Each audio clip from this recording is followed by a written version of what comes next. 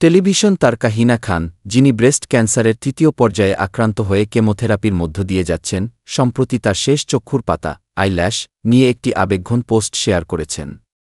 তিনি তার ইনস্টাগ্রাম পোস্টে এই শেষ চক্ষুর পাতা সম্পর্কে লিখেছেন, এটিকে কি ব্রেভ, লোন ওয়ারিয়র কি বলে অভিহিত করেছেন এবং এটি তার জন্য চলমান প্রেরণা হিসেবে কাজ করছে।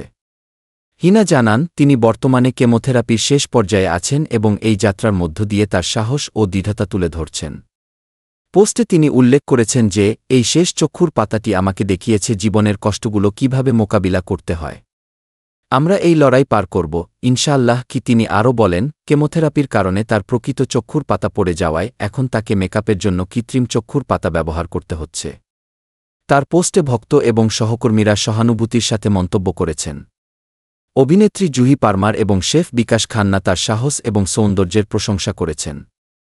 2024 সালের জুনে হিনা প্রথম তার ক্যান্সার ডায়াগনোসিসের কথা শেয়ার করেন এবং তার লড়াইয়ের বিস্তারিত সোশ্যাল মিডিয়াতে তুলে ধরেন।